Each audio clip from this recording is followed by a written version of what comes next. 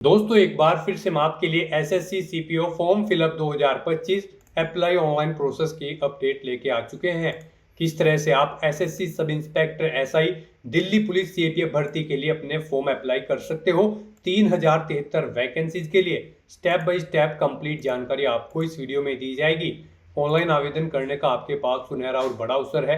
आप जल्द से जल्द अपना फॉर्म अप्लाई कर ले, कहीं मौका हाथ से छूट न जाए। ऑनलाइन आवेदन करते समय आप अपनी एजुकेशनल क्वालिफिकेशन की डिटेल किस प्रकार से फिल करोगे, किस तरह से आपको अपना फेस ऑथेंटिकेशन करना होगा, कैसे अपना लाइव फोटो कैप्चर करोगे, किस तरह से आप अपने सिग्नेचर कितने केबी में आप अपलोड करोगे, एग्जाम सेंटर प्रेफरेंस किस प्रकार से आप सेट करोगे, फीस पेमेंट करते हुए रजिस्ट्रेशन से लेकर प्रिंट तक आपको किस तरह से अपना फॉर्म अप्लाई कर लेना होगा। पूरी जानकारी के लिए आपको ये वीडियो शुरू से लेके एंड तक बिना स्किप किए हुए देखनी होगी। इस वीडियो को पूरा देखने पर ही आपके सभी सवाल और डाउट क्लियर होंगे। तो चलिए दोस्तों बिना कोई वक्त गंवाए शुरू करते हैं एसएससी सीपीओ फॉर्म फिलअप की पूरी जानकारी। फॉर्म भरने से पहले आपको सबसे पहले हमारी वेबसाइट आईएनडी सरकारी नौकरी के इस पेज पर विजिट करना होगा, जिसका लिंक आपको नीचे description plus first comment box में मिल जाएगा। और हमारे इस पेज पर विजिट करके आप यहां से एसएससी सीपीओ का फॉर्म अप्लाई कर सकते हो। स्टाफ सिलेक्शन कमीशन एसएससी कर्मचारी चयन आयोग के अंतर्गत सब इंस्पेक्टर एसआई की पोस्ट निकली है। एसआई की पोस्ट है जो कि दिल्ली पुलिस और central arm police force CAPF के अंतर्गत निकली है। 3073 वैकेंसीज है। यहाँ पर बात अगर डिपार्टमेंट वाइज वैकेंसीज की जाए तो दिल्ली पुलिस मेल के लिए 142 वैकेंसीज है, दिल्ली पुलिस फीमेल के लिए 70 वैकेंसीज है। और यहाँ पर सीएपीएफ के अंतर्गत बीएसएफ मेल के लिए 212, फीमेल के लिए 11 वैकेंसीज है, सीआईएसएफ मेल के लिए 1164 है, सीआईएसएफ फीमेल के लिए 130 है, सीआरपीएफ फीमेल के लिए यहाँ पर 23 है, मेल के लिए 1006 है, और आईटीबीपी मेल के लिए 198, फीमेल के लिए 35 है, एसएसबी मेल के लिए 71, फीमेल के लिए 11 वैकेंसीज निकली हुई है। तो यहाँ से आप वैकेंसी चेकआउट कर ले। लास्ट डेट ऑनलाइन करने की 16 अक्टूबर 2025 है। लेवल 6 के अंतर्गत सैलरी है 35,400 से 1,12,400। ग्रेजुएट डिग्री से आप अप्लाई कर सकते हो। 20 से 25 वर्ष आयु सीमा है। जनरल ओबीसी के लिए 100 रुपये फीस है। SC/ST वोमेन ESM को फीस जमा नहीं करनी होगी। ऑनलाइन मोड से आप फीस पेमेंट कर सकते हो। सिलेक्शन होगा computer based examination physical test के आधार पे। यहाँ पर आपको इसमें फिजिकल की कंप्लीट डिटेल दे दी गई है, जैसे कि हाइट, चेस्ट, रनिंग आपकी क्या रहेगी, long jump, high jump, short put. यहाँ पर आप चेकआउट कर सकते हो कैटेगरी वाइज। ऑनलाइन आप ऑल इंडिया से अप्लाई कर सकते हो ssc.gov.in पोर्टल से। इंपोर्टेंट लिंक सेक्शन के अंतर्गत ऑफिशियल नोटिफिकेशन पीडीएफ लिंक पर क्लिक करके आप इसकी पीडीएफ डाउनलोड कर सकते हो। Sub inspector Delhi police CPF के अंतर्गत सबसे पहले आप इंपोर्टेंट डेट चेकआउट कर ले। उसके बाद में यहाँ पर आपको वैकेंसीज की जानकारी मिल जाएगी। यहाँ पर जो दिल्ली पुलिस के अंतर्गत एसआई की पोस्ट है वो आप यहाँ से मेल फीमेल के लिए चेकआउट कर ले। उसके बाद में जो जीडी सब इंस्पेक्टर की पोस्ट है सीएपीएफ के अंतर्गत, उसकी पूरी डिटेल आपको यहाँ पर मिल जाएगी। इसी तरह से यहाँ पर आप एलिजिबिलिटी क्राइटेरिया नेशनलिटी चेकआउट कर ले। एज लिमिट किस कैटेगरी को कितने आयु सीमा में छूट दी जा रही है, आप कैटेगरी वाइज जानकारी चेकआउट कर सकते हो। उसके बाद में यहाँ पर आपको एग्जामिनेशन सेंटर की लिस्ट दे दी गई है, सेंटर कोड के साथ में रीजन वाइज, और यहाँ पर आप एड्रेस वाइज अपनी जानकारी चेकआउट कर सकते हो। एग्जामिनेशन पैटर्न दिया गया है। पेपर फर्स्ट के लिए पूरा पैटर्न है, पेपर सेकंड के लिए पूरा पैटर्न आपको दिया गया है। साथ ही साथ सब्जेक्ट वाइज आपको यहाँ पर सिलेबस डिटेल में टॉपिक वाइज पूरा प्रोवाइड करा दिया गया है। आप यहाँ से सिलेबस भी रीड आउट कर सकते हो। फिजिकल की जानकारी आप यहाँ से चेकआउट कर ले। मेल फीमेल के लिए फिजिकल की कंप्लीट डिटेल भी आपको इसी पीडीएफ में मिल जाएगी। तो फॉर्म अप्लाई करने का पूरा प्रोसीजर भी आपको इसी पीडीएफ में दिया गया है कि किस प्रकार से आप वन टाइम रजिस्ट्रेशन यहाँ पर करोगे, किस तरह से आपको अपना यहाँ पर फेस ऑथेंटिकेशन करना होगा, कैसे लाइव फोटो कैप्चर करोगे, सिग्नेचर कैसे और कितने केबी में आपको अपलोड करने होंगे। कंप्लीट गाइडलाइंस आपको पीडीएफ में ही मिल जाएगी। तो फॉर्म अप्लाई करने से पहले आपको नोटिफिकेशन की पीडीएफ पूरा पढ़ना अनिवार्य है। इसको पूरा पढ़ने से ही आपके सभी सवाल और डाउट क्लियर होंगे। पीडीएफ रीड आउट करने के बाद में आपको अप्लाई ऑनलाइन लिंक पर क्लिक करना होगा, तो आपके सामने ऑनलाइन आवेदन करने का ये ऑफिशियल पोर्टल ओपन हो जाएगा। गाइस यहाँ पर आने के बाद आपको इस वेबसाइट के टॉप पर ही लॉगिन और रजिस्टर की ये टैब दी गई है। आपको इस पर क्लिक करना है। उसके बाद आपके सामने ये पॉपअप शो होगा। यहाँ पर अगर आपने पहले से रजिस्ट्रेशन कर रखा है और अपनी आधार इनेबल प्रोसेस कंप्लीट कर रखी है, तो यहाँ पर बस अब आपको अपना रजिस्ट्रेशन नंबर एंटर करना है, अपना पासवर्ड आपको एंटर करना है, ये कैप्चा कोड आपको यहाँ पर एंटर करना है और लॉगिन की इस टैब पर क्लिक करते हुए आपको अपने डैशबोर्ड में लॉगिन कर लेना है और वहां से अपना फॉर्म अप्लाई करना है। गाइज हम आपको बता दें यहाँ पर एसएससी ने आधार इनेबल्ड प्रोसेस कर दिया है। जी हाँ दोस्तों, यहाँ पर अब आपको अपना आधार वेरीफाई करना मस्ट है। बिना उसके यहाँ पर अब आप एसएससी की किसी भी भर्ती के लिए फॉर्म अप्लाई नहीं कर पाओगे। तो अगर आपने अपनी आधार प्रोसेस कंप्लीट कर रखी है तो आप लॉगिन करके फॉर्म अप्लाई कर सकते हो। और अगर आप एसएससी की किसी भी भर्ती के लिए फर्स्ट टाइम अप्लाई करने जा रहे हो या फिर आप नए सिरे से रजिस्ट्रेशन करना चाहते हो तो यहाँ पर आपको न्यू यूजर रजिस्टर नाउ का ये लिंक दिया गया है। आपको रजिस्टर नाउ के इस लिंक पर क्लिक करना है।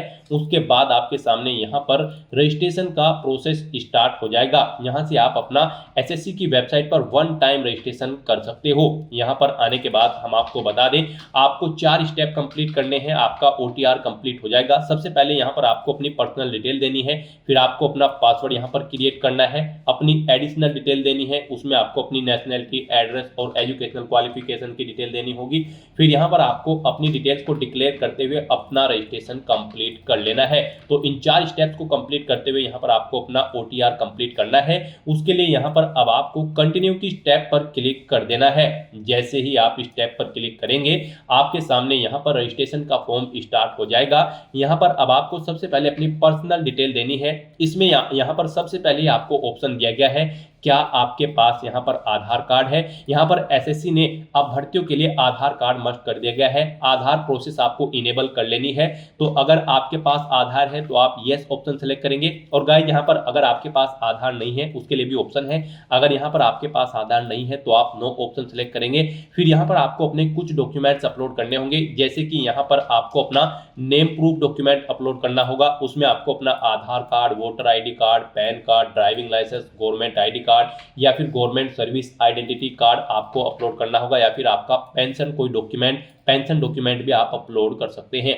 आप चूज फाइल बटन पर क्लिक करें, फाइल को सिलेक्ट करें और इनमें से कोई भी डॉक्यूमेंट आप अपना अपलोड कर दें। उसके बाद यहाँ पर आपको अपना date of birth proof certificate upload करना है। इसमें आपका बर्थ सर्टिफिकेट हो सकता है, स्कूल लिविंग सर्टिफिकेट हो सकता है, certificate of date of issued by gazetted officer या फिर आधार कार्ड यहाँ पर आपको अपलोड करना है। चूज फाइल के इस ऑप्शन पर क्लिक करते हुए उसके बाद यहाँ पर आपको अपना एड्रेस प्रूफ अपलोड करना होगा। यहाँ पर ये डॉक्यूमेंट आपको उन केस में अपलोड करने हैं अगर आपके पास आधार नहीं है। एड्रेस प्रूफ में आपको अपना आधार कार्ड या फिर वोटर आईडी कार्ड या फिर ड्राइविंग लाइसेंस या फिर बैंक की स्टेटमेंट यहाँ पर आपको अपलोड कर देनी है, या फिर रेंट का एग्रीमेंट या फिर इनकम टैक्स असेसमेंट ऑर्डर यहाँ पर आप अपलोड कर सकते हैं। चूज फाइल के इस बटन पर क्लिक करते हुए उसके बाद यहाँ पर आपको अपना फोटो अपलोड करना है। चूज फाइल के बटन पर क्लिक करते हुए फिर यहाँ पर आपको अपना जेंडर प्रूफ अपलोड करना है। जेंडर प्रूफ में आपका आधार कार्ड हो सकता है, वोटर आईडी कार्ड हो सकता है, बर्थ सर्टिफिकेट हो सकती है या फिर आपका स्कूल लिविंग सर्टिफिकेट हो सकता है। यहाँ पर अगर आपके पास आधार नहीं है तो आपको इन सारे डॉक्यूमेंट्स को यहाँ पर अपलोड करना होगा। बेस्ट है यहाँ पर आपके पास आधार है तो आप आधार की डिटेल दें। यहाँ पर मोस्टली इंडिया में सभी के पास अब आधार अवेलेबल है, तो यहाँ पर आपको यस का ऑप्शन सेलेक्ट करना है do you have a Aadhaar card में।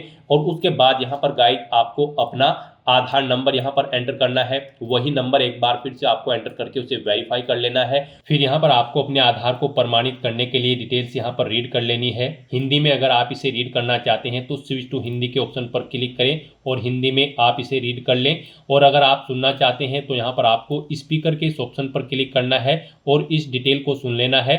और उसके बाद गाइड यहाँ पर आपको इस चेकबॉक्स को ओके करना है और फिर यहाँ पर आपको सेंड ओटीपी के इस ऑप्शन पर क्लिक कर देना है। फिर आपके रजिस्टर्ड मोबाइल नंबर पर जिससे आपका आधार लिंक है उस पर एक ओटीपी आएगा, वो ओटीपी आपको यहाँ पर एंटर करना है। और फिर गाइज आपको वेरीफाई ओटीपी के ऑप्शन पर क्लिक करके अपना आधार वेरीफाई कर लेना है। फिर आपके सामने यहाँ पर शो हो जाएगा आपका आधार सक्सेसफुली वेरीफाइड हो चुका है। ग्रीन कलर में आपको वेरीफाइड का ऑप्शन यहाँ पर मिल जाएगा। उसके बाद गाइज यहाँ पर आपको अपना नाम एंटर करना है अपनी 10वीं की मार्कशीट के अकॉर्डिंग। फिर आपको वही नाम एक बार फिर से एंटर करके वेरीफाई कर लेना है। फिर आपसे पूछा गया है कि क्या आपने कभी अपना नाम चेंज किया है। अगर किया है तो आप यहाँ पर यस ऑप्शन सेलेक्ट करें और फिर वो चेंज नेम यहाँ पर आप एंटर करें। फिर उसे एक बार फिर से एंटर करके वेरीफाई कर लें। और अगर आपने अपना नाम कभी चेंज नहीं किया है तो यहाँ पर आपको नो ऑप्शन ही सिलेक्ट रहने देना है। उसके बाद यहाँ पर आपको अपना जेंडर सिलेक्ट करना है, आप मेल हो, फीमेल हो या फिर ट्रांसजेंडर, आप अपने अकॉर्डिंग ऑप्शन सेलेक्ट करें। दोबारा से अपना जेंडर सेलेक्ट करके उसे वेरीफाई कर लें। फिर यहाँ पर आपको अपनी डेट ऑफ बर्थ सेलेक्ट कर लेनी है इस कैलेंडर में से। यहाँ पर आपको अपनी ये डेट ऑफ बर्थ अपनी 10वीं की मार्कशीट के अकॉर्डिंग सेलेक्ट करनी है। वही डेट ऑफ बर्थ आपको एक बार फिर से सिलेक्ट कर लेनी है कैलेंडर में से वेरिफिकेशन के लिए। फिर यहाँ पर आपको अपने फादर का नाम एंटर करना है। उसके बाद यहाँ पर आपको अपने फादर का नाम एक बार फिर से एंटर करके उसे कंफर्म कर लेना है। फिर आप अपनी मदर का नाम एंटर करें, अपनी मदर का नाम एक बार फिर से एंटर करके उसे कंफर्म कर ले। आपके फादर और मदर का नेम भी आपकी 10वीं की मार्कशीट के अकॉर्डिंग होना चाहिए और इनके नाम से पहले मिस्टर, मिसिस, श्रीमती, लेट या फिर डॉक्टर नहीं लगाना है आपको। उसके बाद यहाँ पर आपको अपना 10वीं क्लास का एजुकेशन बोर्ड सेलेक्ट करना है, किस बोर्ड से आपने यहाँ पर अपनी 10वीं क्लास पास आउट की है। उसके बाद यहाँ पर आपको उसे दोबारा से सिलेक्ट करके कंफर्म कर लेना है जिस बोर्ड से आपने अपनी 10वीं क्लास यहाँ पर पास आउट की है। उसके बाद गाइस यहाँ पर आपको अपनी 10वीं क्लास का रोल नंबर देना है, एक बार फिर से उसे एंटर करके कंफर्म कर लेना है। फिर पासिंग ईयर आपको सिलेक्ट कर लेना है, किस ईयर में आपने अपनी 10वीं क्लास पास आउट की है। हाईएस्ट क्वालिफिकेशन क्या है आपकी, 10वीं, 12वीं, ग्रेजुएशन, पोस्ट ग्रेजुएशन, आप अपने अकॉर्डिंग यहाँ पर ऑप्शन सेलेक्ट करें। फिर यहाँ पर आप दोबारा से अपनी हायर क्वालिफिकेशन सेलेक्ट करें। उसके बाद यहाँ पर आपको अपना मोबाइल नंबर और ईमेल आईडी एंटर करनी है और इन्हें यहाँ पर आपको वेरीफाई कर लेना है। इनके सामने आपको सेंड ओटीपी का ऑप्शन दिया गया है, आप सेंड ओटीपी के ऑप्शन पर क्लिक करें। उसके बाद आपके रजिस्टर्ड मोबाइल नंबर और ईमेल आईडी पर ओटीपी आएंगे। वो ओटीपी आप यहाँ पर एंटर करके अपने मोबाइल नंबर और ईमेल आईडी को वेरीफाई कर लें और उसके बाद गाइस यहाँ पर आप सेव एंड नेक्स्ट के ऑप्शन पर क्लिक कर दें। इस तरह से यहाँ पर आपकी पर्सनल डिटेल सक्सेसफुली सेव हो जाएगी। उसके बाद यहाँ पर आपको एक रजिस्ट्रेशन नंबर प्रोवाइड करा दिया गया है। यह रजिस्ट्रेशन नंबर आपको केयरफुली नोट डाउन करके रख लेना है फ्यूचर यूज के लिए। यह रजिस्ट्रेशन नंबर आपकी रजिस्टर्ड मोबाइल नंबर और ईमेल आईडी पर भी सबमिट कर दिया गया है, तो आप इसे केयरफुली नोट डाउन करके रखें फ्यूचर यूज के लिए। और यहाँ पर अब आपको कंटिन्यू के इस ऑप्शन पर क्लिक कर देना है। नेक्स्ट आपके सामने कुछ इस तरह से इंटरफेस ओपन होगा। अब यहाँ पर आपको जो रजिस्ट्रेशन नंबर मिला है वो रजिस्ट्रेशन नंबर आपको एंटर करना है। उस रजिस्ट्रेशन नंबर के साथ साथ ही आपकी ईमेल आईडी और मोबाइल नंबर पर एक पासवर्ड भी आया होगा, वो पासवर्ड यहाँ पर आपको एंटर करना है। उसके बाद आपको ये कैप्चा कोड यहाँ पर एंटर करना है और फिर गाइस यहाँ पर आपको साइन इन के इस ऑप्शन पर क्लिक कर देना है।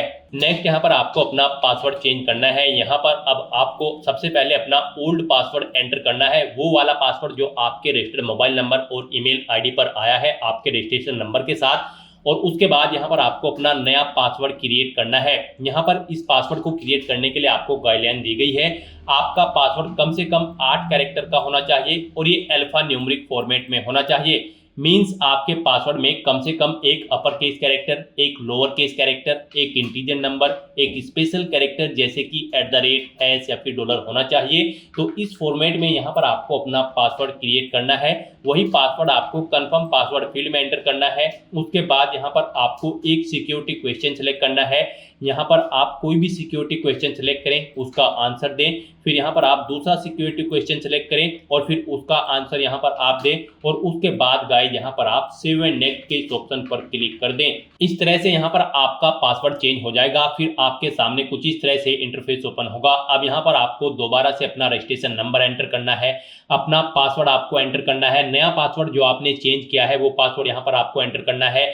ये कैप्चा कोड आपको यहाँ पर एंटर करना है और उसके बाद गाइस आपको लॉगिन के इस ऑप्शन पर क्लिक कर देना है। लॉगिन करने के बाद अब यहाँ पर आपको अपनी एडिशनल डिटेल्स प्रोवाइड करानी है। सबसे पहले यहाँ पर आपको अपनी कैटेगरी सिलेक्ट कर लेनी है, किस कैटेगरी से आप बिलोंग करते हैं। फिर यहाँ पर आपको अपनी कैटेगरी दोबारा से सिलेक्ट करके उसे वेरीफाई कर लेना है। फिर आपको अपनी नेशनलिटी यहाँ पर सिलेक्ट कर लेनी है। यहाँ पर सिटीजन ऑफ इंडिया अगर आप इंडिया से हैं। उसके बाद अगर आप नेपाल, भूटान या फिर टाइबेटियन हैं तो यहाँ पर आप अपने अकॉर्डिंग ऑप्शन सेलेक्ट करें। यहाँ पर अगर आप अदर कंट्री से हैं तो फिर यहाँ पर आपको अपनी नेशनलिटी की डिटेल देनी है और अगर आप इंडिया से हैं तो यहाँ पर आप इंडिया सेलेक्ट करें, फिर आपको ये डिटेल नहीं देनी है। उसके बाद यहाँ पर आपसे पूछा गया है कि क्या आपकी बॉडी पर कहीं कोई कट या तिल का निशान है, तो उस पैलेस का नाम यहाँ पर आप एंटर करें, नहीं है तो यहाँ पर आप नो मार्क एंटर कर दें। उसके बाद आपसे पूछा गया है कि क्या आप PWBD कैंडिडेट हैं, अगर हैं तो यहाँ पर आप येस ऑप्शन सेलेक्ट करें और फिर अपनी डिसेबिलिटी का टाइप सेलेक्ट करें और फिर यहाँ पर आपको अपना डिसेबिलिटी सर्टिफिकेट नंबर देना होगा अगर आप PWBD कैंडिडेट हैं और अगर नहीं है तो यहाँ पर आप नो ऑप्शन सेलेक्ट करें, आगे की डिटेल आपको डिसेबल कर दी जाएगी। उसके बाद यहाँ पर आपको अपना परमानेंट एड्रेस एंटर करना है। फिर यहाँ पर आपको अपना परजेंट एड्रेस एंटर करना है और अगर आपका परजेंट एड्रेस आपके परमानेंट एड्रेस के अकॉर्डिंग सेम है तो यहाँ पर आप यस के इस ऑप्शन पर क्लिक करेंगे, ऑटोमेटिकली आपका प्रेजेंट एड्रेस आपके परमानेंट एड्रेस के अकॉर्डिंग फिल हो जाएगा। उसके बाद यहाँ पर गाइज आपको सेव एंड नेक्स्ट के इस ऑप्शन पर क्लिक कर देना है। आपकी एडिशनल डिटेल सक्सेसफुली सेव करने के बाद आपको डिक्लेरेशन सेक्शन में रिडायरेक्ट कर दिया जाएगा। यहाँ पर आने के बाद आप अपने रजिस्ट्रेशन फॉर्म का प्रीव्यू भी चेकआउट कर सकते हो। आप प्रीव्यू ओटीआर के ऑप्शन पर क्लिक करें और अपने रजिस्ट्रेशन फॉर्म का प्रीव्यू चेकआउट कर लें और उसका प्रिंट आउट भी आप ले सकते हो। और फिर यहाँ पर अब गाइज आपको आई एग्री के चेकबॉक्स को ओके करना है और उसके बाद आपको डिक्लेयर के ऑप्शन पर क्लिक कर देना है। इस तरह से यहाँ पर आपका SSC one time registration successfully complete हो चुका है। आपको आपके डैशबोर्ड में डायरेक्ट कर दिया गया है। फिर यहाँ पर आपको लाइव एग्जामिनेशन के इस सेक्शन में आना है और यहाँ पर आपको sub inspector in Delhi police and central armed police force examination 2025 के इस सेक्शन में आना है। और इस भर्ती पर अप्लाई करने के लिए गाइज आपको यहाँ पर अप्लाई की इस टैब पर क्लिक करना है। फिर यहाँ पर आपको कुछ जनरल इंस्ट्रक्शंस प्रोवाइड कराए गए हैं, आपको इन्हें केयरफुली रीड आउट करना है, पेज को नीचे स्क्रॉल डाउन करना है और फिल फॉर्म के इस ऑप्शन पर क्लिक कर देना है। फिर यहाँ पर आपको आपकी पर्सनल डिटेल शो कर दी गई है। आपकी सभी पर्सनल डिटेल्स की इंफॉर्मेशन आपके ओटीआर से फेच कर ली गई है। आपको सभी डिटेल्स केयरफुली चेकआउट करनी है, पेज को नीचे स्क्रॉल डाउन करना है और गाइस यहाँ पर अब आपको बस नेक्स्ट के ऑप्शन पर क्लिक कर देना है। फिर यहाँ पर आपको अपनी एजुकेशनल क्वालिफिकेशन की डिटेल प्रोवाइड करनी है। सबसे पहले यहाँ पर आपको अपनी हायर क्वालिफिकेशन सेलेक्ट कर लेनी है। फिर आपको इस भर्ती में पार्टिसिपेट करने के लिए जो क्वालिफाइंग एजुकेशनल क्वालिफिकेशन है वो आपको सेलेक्ट करनी है। एसएससी सीपीओ की इस भर्ती में पार्टिसिपेट करने के लिए आपके पास ग्रेजुएट डिग्री होनी चाहिए किसी भी रिलेवेंट डिसिप्लिन के अंतर्गत किसी वेल रिकॉग्नाइज्ड यूनिवर्सिटी से। तो यहाँ पर आपको ऑप्शन सेलेक्ट कर लेना है, आपने ग्रेजुएशन पास आउट कर रखी है या फिर इसके इक्विवेलेंट या फिर आपके पास डीम ग्रेजुएशन सर्टिफिकेट है जो कि इशू किया गया है आर्म फोर्सेस के द्वारा।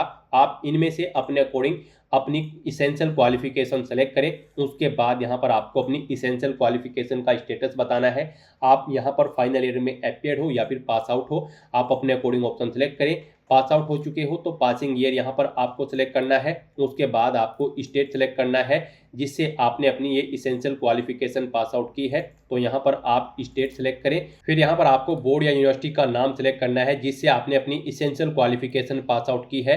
उसके बाद यहाँ पर आपको अपनी इसेंशियल क्वालिफिकेशन का रोल नंबर एंटर करना है। परसेंटेज में अगर आपके मार्क्स है तो परसेंटेज एंटर कर दें, सीजीपीए में है तो सीजीपीए यहाँ पर आप एंटर कर दें और उसके बाद गाइड फिर यहाँ पर आपको सेव एंड नेक्स्ट के ऑप्शन पर क्लिक कर देना है।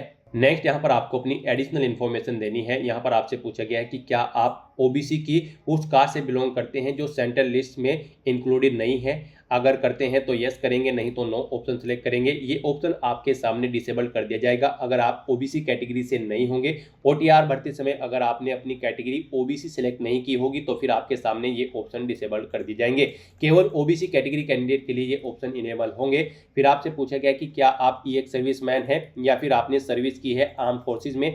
अगर की है तो आप यस करेंगे और फिर यहाँ पर आप ज्वाइनिंग डेट सेलेक्ट करेंगे, डिस्चार्ज डेट आप सेलेक्ट करेंगे, कब आपने जॉब छोड़ी है। इनके अकॉर्डिंग आपकी सर्विस की लेंथ कैलकुलेट करके यहाँ पर शो कर दी जाएगी। और अगर आप एक सर्विसमैन या फिर आर्म फोर्सेज में कार्यरत नहीं थे तो फिर आप नो ऑप्शन सेलेक्ट कर लेंगे। गाइस यहाँ पर अगर आप एक सर्विसमैन होंगे या फिर सेंट्रल आर्म पुलिस फोर्सेज से रिटायर्ड कर्मी होंगे तो फिर यहाँ पर आपको स्पेशल कोटा एसएम या फिर दिल्ली पुलिस के लिए ऑप्शन दिया जाएगा। आप इस पर एलिजिबल होंगे। आप यहाँ पर ऑप्शन सेलेक्ट करेंगे इनके लिए भी यस या नो। और अगर आप एक सर्विसमैन या फिर आर्म फोर्सेज में कार्यरत नहीं थे तो फिर आपके सामने ये ऑप्शन डिसेबल्ड कर दी जाएंगे। फिर आपसे पूछा गया कि क्या आप डिपार्टमेंटल कैंडिडेट हैं दिल्ली पुलिस के। अगर हैं तो आप यस करेंगे और फिर उसे एक बार फिर से सिलेक्ट करके वेरीफाई करेंगे, नहीं है तो नो ऑप्शन सेलेक्ट करेंगे। फिर आपसे पूछा गया कि क्या आपने कभी स्पोर्ट में पार्टिसिपेट किया है नेशनल, डिस्ट्रिक्ट या फिर स्टेट लेवल पर या फिर इंटरनेशनल लेवल पर। आप यहाँ पर अपने अकॉर्डिंग ऑप्शन प्रोवाइड कराएंगे यस या नो। यस अगर आप करेंगे तो फिर आपको स्पोर्ट का नाम सेलेक्ट करना है जिसमें आपने पार्टिसिपेट किया है। लेवल ऑफ पार्टिसिपेशन देना है, आपने डिस्ट्रिक्ट लेवल पर पार्टिसिपेट किया है, स्टेट पर, नेशनल पर या फिर इंटरनेशनल पर। आप अपने अकॉर्डिंग ऑप्शन सेलेक्ट करेंगे। और अगर आपने पार्टिसिपेट नहीं किया है किसी भी गेम में तो आप सिंपली नो ऑप्शन सेलेक्ट करेंगे। फिर आपसे पूछा गया कि क्या आप एज में रिलैक्सेशन चाहते हैं। अगर चाहते हैं तो यस करें, अपना एज रिलैक्सेशन कोड सेलेक्ट करें। फिर यहाँ पर आपसे पूछा गया कि क्या आप अपनी पर्सनल इन्फॉर्मेशन को यहाँ पर एक्सेस करने के लिए अथॉरिटी प्रोवाइड कराते हैं in terms of DOPNTS OM number इसके, अगर चाहते हैं तो आप यस करें, नहीं तो नो ऑप्शन सेलेक्ट करें। इस तरह से अपनी एडिशनल इन्फॉर्मेशन फिल करने के बाद गाइज फिर आपको सेव एंड नेक्स्ट के इस ऑप्शन पर क्लिक कर देना है। नेक्स्ट यहाँ पर आपको अपनी एग्जाम सेंटर की प्रेफरेंस देनी है। यहाँ पर आपको 3 चॉइसेस प्रोवाइड कराई गई है। आप अपनी चॉइस के अकॉर्डिंग 3 एग्जाम सेंटर सेलेक्ट करें। जिस एग्जाम सेंटर को आप फर्स्ट नंबर पर प्रेफरेंस देना चाहते हैं उसे फर्स्ट नंबर पर सिलेक्ट करें, जिसे सेकंड थर्ड पर रखना चाहते हैं उसे आप सेकंड थर्ड पर सिलेक्ट कर लें। फिर आपसे पूछा गया कि क्या आप NCC सर्टिफिकेट होल्डर कैंडिडेट हैं, अगर हैं तो आप यस करें और फिर आपको एक बार फिर से यस करके अपनी डिटेल कंफर्म करनी होगी। फिर आपको बताना होगा आपके पास NCC का कौन सा सर्टिफिकेट है, A, B या फिर C। और अगर आप NCC सर्टिफिकेट होल्डर कैंडिडेट नहीं है तो सिंपली यहाँ पर आप नो ऑप्शन सेलेक्ट करेंगे। एक बार फिर से नो ऑप्शन सेलेक्ट करके अपनी डिटेल वेरीफाई कर लेंगे। इस तरह से अपनी डिटेल प्रोवाइड करने के बाद फिर गाइज आपको यहाँ पर सेव एंड नेक्स्ट के इस ऑप्शन पर क्लिक कर देना है। नेक्स्ट यहाँ पर आपको अपना फेस ऑथेंटिकेशन करना है, अपना लाइव फोटो आपको कैप्चर करना है और अपने सिग्नेचर यहाँ पर आपको अपलोड कर देने हैं। इस सेक्शन को कंप्लीट करने के लिए आपको अपना मोबाइल फ़ोन यूज़ करना होगा। आप अपने गूगल प्ले स्टोर पर जाएं मोबाइल फ़ोन पर और फिर वहाँ पर आप माई SSC का ऐप डाउनलोड कर लें और उसे फिर आप इंस्टॉल कर लें। उसे इंस्टॉल करने के बाद गाइज आपको यहाँ पर अपनी एक और ऐप इंस्टॉल करनी होगी अपने मोबाइल फ़ोन पर ही। जी हाँ दोस्तों, आपको अपने मोबाइल फ़ोन के गूगल प्ले स्टोर में आधार फेस RD का ये ऐप भी इंस्टॉल कर लेना है। डाउनलोड करने के बाद अपने मोबाइल फ़ोन में माई SSC ऐप इंस्टॉल करने के बाद फिर आपको उसे ओपन करना है। उसके बाद आपके सामने यहाँ पर कुछ इस तरह से इंटरफेस ओपन होगा। यहाँ पर आने के बाद गाइज आपको लॉगिन/रजिस्टर की इस टैब पर क्लिक कर देना है। उसके बाद आपके सामने यहाँ पर लॉगिन का पॉपअप ओपन हो जाएगा। अब यहाँ पर आने के बाद आपको अपना यूजर नेम एंटर करना है और उसके बाद आपको अपना पासवर्ड एंटर करना है। आपको ये यूजर नेम और पासवर्ड वही एंटर करना है जो आपने SSC की वेबसाइट पर 1 टाइम रजिस्ट्रेशन करते हुए क्रिएट किया था। उसके बाद आपको ये कैप्चा कोड यहाँ पर एंटर करना है और फिर गाइज आपको लॉगिन की इस टैब पर क्लिक करते हुए अपने डैशबोर्ड में लॉगिन कर लेना है। फिर यहाँ पर आपका डैशबोर्ड आपके सामने शो हो जाएगा। यहाँ पर आने के बाद अब आपको डैशबोर्ड के इस ऑप्शन पर क्लिक करना है। यहाँ पर आने के बाद में आपको माई एप्लीकेशन की इस टैब पर क्लिक करना है। फिर यहाँ पर आपके सामने जो भी करंट में वैकेंसी चल रही है उनकी लिस्ट शो कर दी जाएगी। आप यहाँ पर SSC की जिस भी भर्ती के लिए अप्लाई करना चाहते हैं उसी भर्ती के लिए आपको कंटिन्यू की टैब पर क्लिक करना होगा। यहाँ पर आपको आपकी पर्सनल डिटेल शो कर दी जाएगी। इसी तरह से आपको एजुकेशनल डिटेल शो कर दी जाएगी। उसके बाद में एडिशनल इन्फॉर्मेशन शो कर दी जाएगी और उसके बाद में आधार ऑथेंटिकेशन वेरिफिकेशन की डिटेल शो की जाएगी। तो आपको सेव एंड नेक्स्ट की टैब पर क्लिक करते हुए step by step Aadhaar authentication verification के सेक्शन में आना होगा। यहाँ पर आने के बाद में आपको इस चेकबॉक्स को ओके करना होगा और यहाँ पर आधार फेस ऑथेंटिकेशन की टैब पर क्लिक करना होगा। आधार फेस ऑथेंटिकेशन की टैब पर क्लिक करने के बाद में आपको आधार फेस RD का एप्लीकेशन डाउनलोड करना है। अगर आपके मोबाइल में पहले से ही आधार फेस RD इंस्टॉल्ड है तो आपको डायरेक्टली अपना फेस ऑथेंटिकेट करना होगा। यहाँ पर आपको अपना फेस इस सर्कल में लाना होगा और अपनी आंखों को 2 बार ब्लिंक करना होगा तो आपका फोटो यहाँ पर ऑथेंटिकेट हो जाएगा। उसके बाद में आपको यहाँ पर सेव एंड नेक्स्ट की इस टैब पर क्लिक करना होगा। फिर यहाँ पर आपको अपना लाइव फोटो कैप्चर करना है और अपने सिग्नेचर अपलोड करने हैं। ये आप अपने मोबाइल फोन से भी कर सकते हैं या फिर आप अपने कंप्यूटर से भी इन्हें कंप्लीट कर सकते हैं। उसके लिए आपको सभी इंस्ट्रक्शंस यहाँ पर दिए गए हैं। जिस स्थान पर आप अपना फोटो कैप्चर करेंगे वहां पर प्रॉपर वे में लाइट होनी चाहिए और प्लेन बैकग्राउंड आपका होना चाहिए और आपकी आंखें कैमरे की तरफ होनी चाहिए। बिल्कुल सीधा आपको देखना है कैमरे की तरफ और यहाँ पर रेड कलर का जो रेक्टेंगल होगा उसमें पूरा फेस आपका कवर्ड होना चाहिए। फोटो कैप्चर करते समय आपको कोई भी कैप, मास्क या फिर सनग्लासेस नहीं पहनने हैं और यहाँ पर साथ ही साथ आपको ईयरफोन या फिर कोई अन्य डिवाइस भी अपने कानों में नहीं रखना है जब आप अपना लाइव फोटो यहाँ पर कैप्चर करेंगे। और उसके बाद में आपको कैप्चर लाइव फोटो की टैब पर क्लिक करते हुए अपना फोटो लाइव कैप्चर कर लेना होगा। लाइव फोटो कैप्चर करने के लिए आपको अपना फेस इस सर्कल के अंतर्गत लाना होगा। फोटो कैप्चर करने के लिए आपको अपना फेस इस तरह से लाना होगा जैसे कि आपका पासपोर्ट साइज फोटो होता है। फिर आपको इस ऑप्शन पर क्लिक करते हुए अपना फोटो कैप्चर कर लेना होगा। फिर यहाँ पर आपको अपने सिग्नेचर अपलोड करने होंगे। सिग्नेचर आपके 10 KB से 20 KB के बीच में होने चाहिए। जेपीईजी या फिर जेपीजी फॉर्मेट में आपके सिग्नेचर होने चाहिए। डायमेंशन उनकी 6.0 सेंटीमीटर उनकी विड्थ और 2.0 सेंटीमीटर उनकी हाइट होनी चाहिए। रेजुलेशन 300 DPI होना चाहिए। सिग्नेचर के लिए आपको गाइडलाइन भी दी गई है।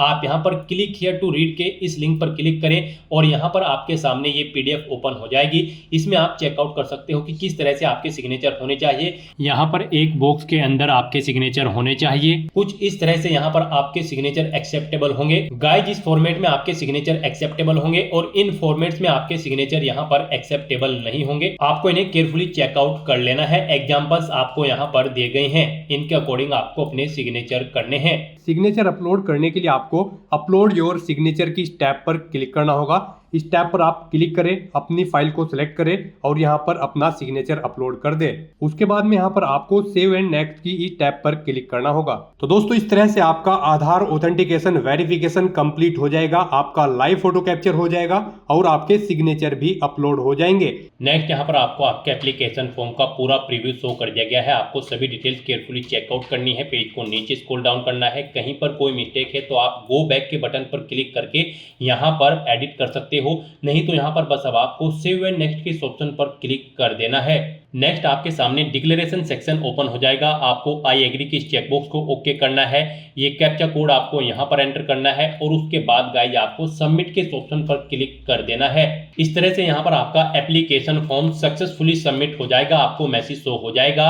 यहाँ पर आपका फॉर्म तो सबमिट हो चुका है लेकिन इसका कंटेंट वेरिफिकेशन पेंडिंग है। उसके बाद यहाँ पर आपको आपके एप्लीकेशन फॉर्म का स्टेटस शो कर दिया जाएगा कंटेंट वेरिफिकेशन करने के बाद। तो यहाँ पर अब आप प्रिंट एप्लीकेशन के इस ऑप्शन पर क्लिक करके अपने एप्लीकेशन फॉर्म का एक हार्ड कॉपी प्रिंट आउट ले सकते हो फ्यूचर यूज के लिए। यहाँ पर गाइज अगर आप रिजर्व कैटेगरी से बिलोंग करते हो तो आपका फॉर्म सक्सेसफुली सबमिट हो चुका है और अगर आप अनरिजर्व कैटेगरी कैंडिडेट हैं तो पहले यहाँ पर आपको 100 रुपये फीस के रूप में जमा कराने होंगे, debit card, credit card, net banking या फिर UPI के माध्यम से। उसके बाद आपका फॉर्म सबमिट होगा और आप प्रिंट एप्लीकेशन के ऑप्शन पर क्लिक करके अपने एप्लीकेशन फॉर्म का एक प्रिंट आउट ले सकते हो फ्यूचर यूज के लिए। यहाँ पर आपको गो टू डैशबोर्ड का ऑप्शन भी दिया गया है। जैसे ही आप इस पर क्लिक करेंगे आपको आपके डैशबोर्ड में डायरेक्ट कर दिया जाएगा।